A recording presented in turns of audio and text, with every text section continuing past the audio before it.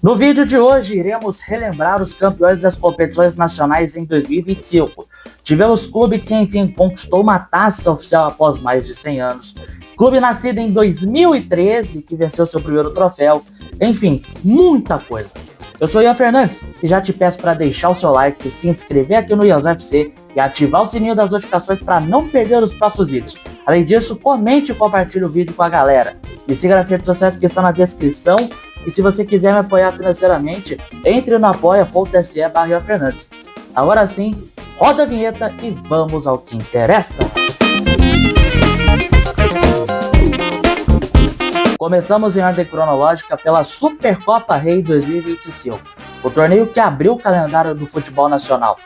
A Supercopa Rei de 2025 foi realizada em Belém do Pará, mais especificamente no estádio Edgar Proença, o popular Mangueirão. O Botafogo, que conquistou o Brasileirão após quase 30 anos, enfrentou o Flamengo, que conquistou a sua quinta Copa do Brasil. O jogo aconteceu no dia 2 de fevereiro. O rubro-negro carioca levou a melhor. Bruno Henrique foi o homem do jogo. Ele abriu o placar aos 7 minutos da etapa inicial após uma bela cobrança de pênalti. Após o primeiro gol, o jogo ficou paralisado por alguns minutos devido às fortes chuvas que assolavam a capital paraense. Ficou aquele clima de incerteza se o jogo ia continuar, se não ia continuar, mas no final deu tudo certo, a chuva parou e o jogo continuou, com aquele campo molhado. O Flamengo não parou, fez o 2-0 ainda no primeiro tempo, também com o Bruno Henrique, o rei dos clássicos. E fechando a conta, Luiz Araújo roubou a bola após erro da saída da equipe do Botafogo. Meteu de cavadinha, sem chance de defesa para o goleiro botafoguense, e fez o 3-0. Depois o Fogão até descontou com o Patrick de Paula, mas não adiantou de nada. O Flamengo conquistou o tricampeonato da Supercopa Rei 2020, 2021 e 2025. Abrindo agora os campeonatos brasileiros, começamos com a Série D, a quarta divisão. Ela começou mais tarde, no dia 19 de abril, e terminou mais cedo, em 4 de outubro. Times tradicionais como América de Natal, Asa de Arapiraca, Brasil de Pelotas, Central de Caruaru, Sergipe, 13 de Campina Grande, principalmente a Portuguesa de Desportes e o Santa Cruz estiveram na competição. A Cobra Coral até subiu e chegou na final, mas acabou não sendo páreo para a equipe do estado de Santa Catarina, uma equipe nascida em 2013, a equipe do Barra, de Balneário Camboriú. O time foi fundado em 18 de janeiro de 2013 e contou com uma grande estrutura, com 7 estádios próprios inaugurados neste mesmo ano de 2025, olha só. Na primeira fase, esteve no grupo A8 e passou em primeiro, com 26 pontos, sendo 8 vitórias, 2 empates e 4 derrotas. Na primeira fase mata-mata, eliminou a equipe do Cascavel por 4-0 no agregado. Na terceira fase, passou pelo Ceilândia e subiu ao eliminar o Cianorte do Paraná nas quartas de finais, com um empate sem gols na ida e 1-0 no jogo de volta. Na semifinal, passeou pela equipe da Inter de Limeira, 2-0 na ida, 3-2 no jogo de volta. E na final, derrotou a equipe favorita, que era o Santa Cruz de Thiago Galhardo e Ariel Nahuelpan, com um jogaço lá na Arena Pernambuco, em plena Arena Pernambuco, em plena cidade de São Lourenço da Mata, ali na região metropolitana do Recife. O Barra não se intimidou e derrotou o Santa Cruz por 2-1. E na volta em casa, segurou o resultado 0-0 e conquistou seu primeiro título nacional após 12 anos de fundação. E não satisfeito com a vaga para a Série C e com o título da Série D, o Barra ainda vai disputar a Copa do Brasil no ano que vem. Que ascensão do clube de Balneário, hein? Indo agora para a terceira divisão, a Série C, ela começou em 12 de abril e terminou em 25 de outubro. E teve como campeã uma equipe que há mais de 100 anos foi fundada e não havia conquistado um título de relevância. A Ponte Preta de Campinas. A Macaca não se abalou, mesmo com o rebaixamento no ano anterior, e fez uma grande primeira fase, terminando como vice-líder com 36 pontos, 11 vitórias, 3 empates e 5 derrotas, avançando para a segunda fase, a fase do quadrangular final, com os 2 times que terminassem em primeiro de cada grupo subindo, sendo o primeiro de cada indo para a decisão. E em 6 jogos, foram 4 vitórias, 1 empate e 1 derrota. 13 pontos e retorno à segundona assegurado, sendo que na última rodada conseguiu vencer o rival, o Guarani, no derby campineiro, por 2-0, com show de Elvis. e não satisfeito em garantir a vaga na decisão, tirou o sonho do acesso do retorno para a Série B da equipe do Bug. Na final, na ida, 0-0 no VGD em Londrina, e com Moisés Lucarelli lotado, Toró e Elvis deram o título para a Ponte após 2-0, sendo esse o primeiro título de expressão nacional da Macaca após mais de 100 anos. Em 4 de abril foi a vez da Série B começar, sendo encerrada em 23 de novembro. O Coritiba foi o grande campeão da reedição, com o Atlético Paranaense, Chapecoense e Clube do Remo fazendo companhia ao Coxa Branca entre os times que subiram para a primeira divisão.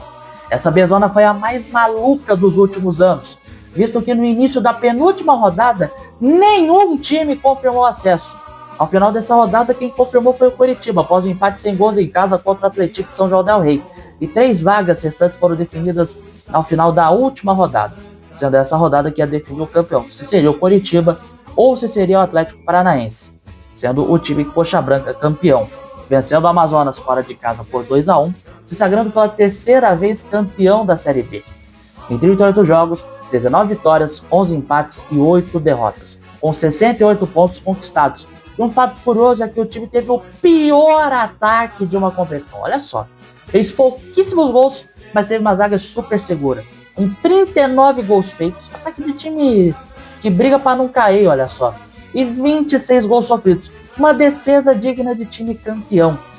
Olha só que beleza, hein? O Coritiba sendo o campeão com o pior ataque da história, né? A gente nunca viu isso em outras competições, nem no Brasileirão, nem na Premier League, nem na La Liga, nem nada.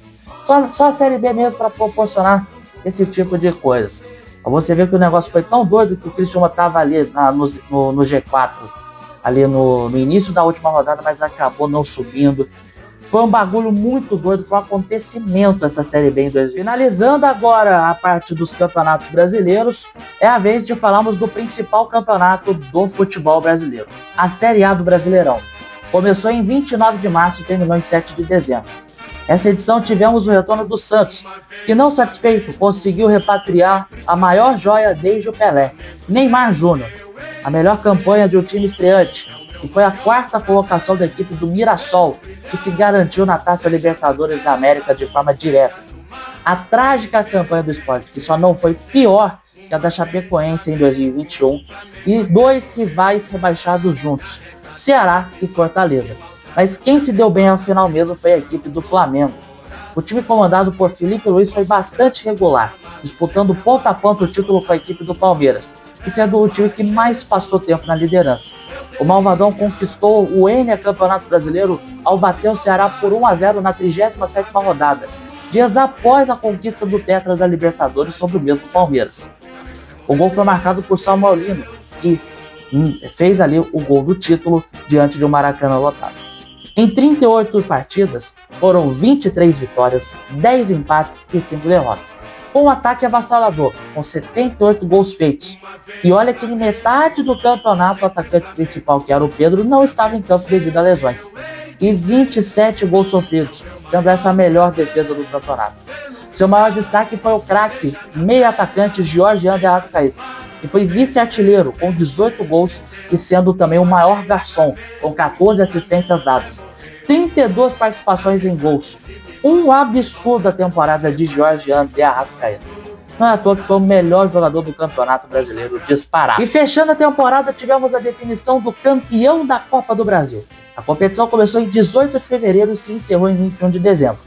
O campeão foi ninguém mais, ninguém menos que o Corinthians. É o tetracampeonato do Alvinegro de Parque São Jorge, que havia conquistado em 1995, 2002 e 2009.